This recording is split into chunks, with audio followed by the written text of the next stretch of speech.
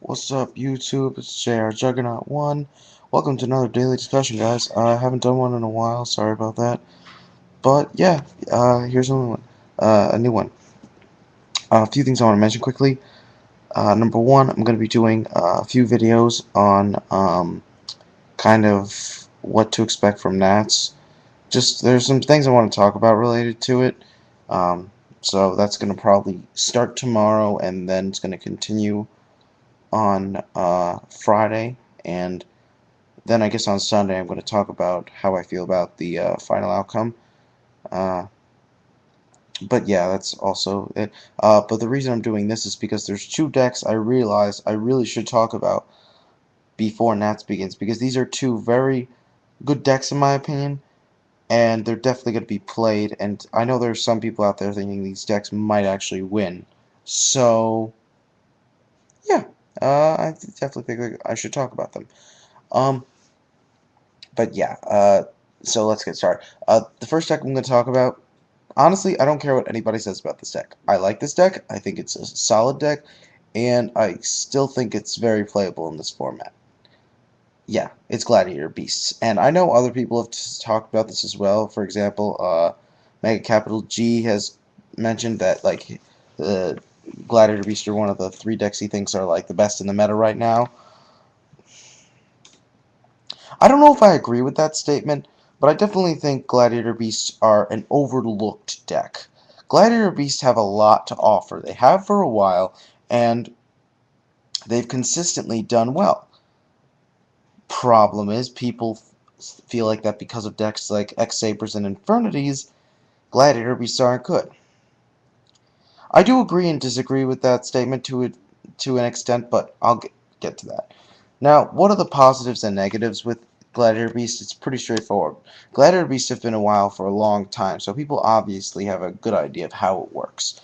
Though it does take skill to run this deck. Let's be honest. The best players are skilled because it's all about knowing what moves to make, and a lot of decisions really have to be made when you do this. So that's definitely one thing to think about. First, positive, definitely, versatility. This deck is easily one of the most versatile decks in the format. And what I mean by that is it's just um, the way it can handle itself in all different situations.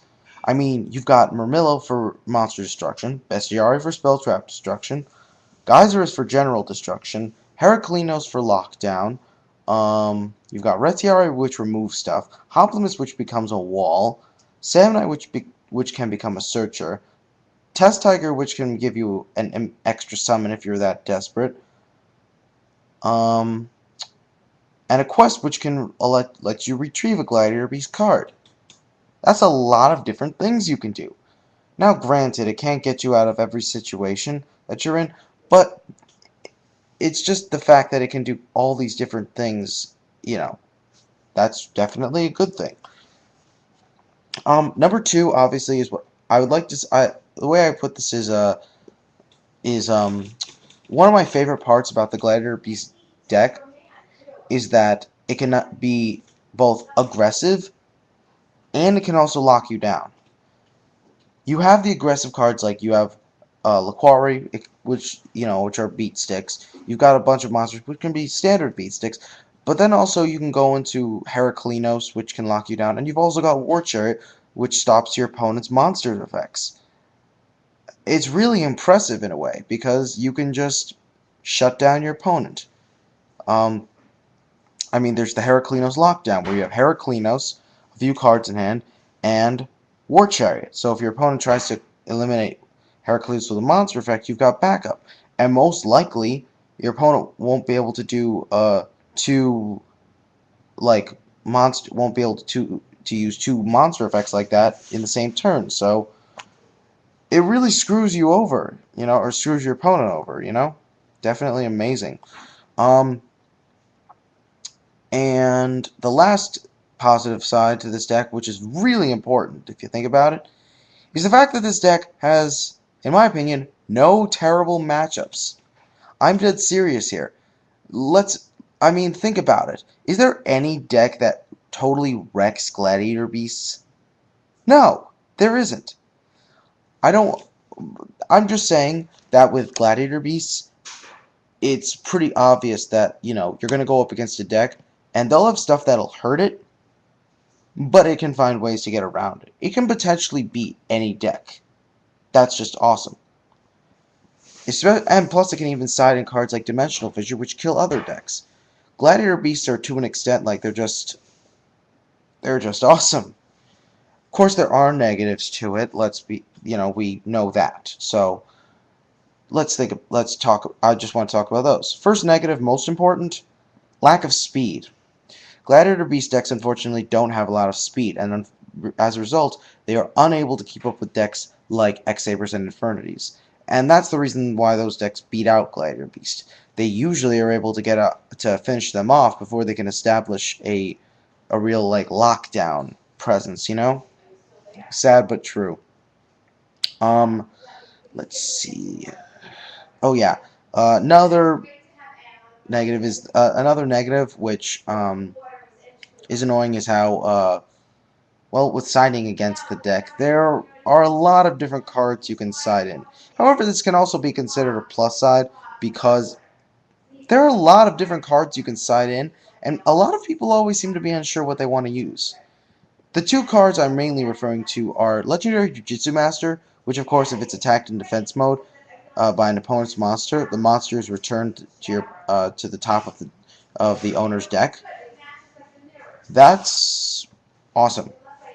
Only problem with that card is it can be negated by War Chariot. The other card is Swallow Flip, which is more likely to happen because it's a counter trap, but at the same time it doesn't hurt your opponent as much. Instead of putting a monster to the top of the deck, it just destroys it.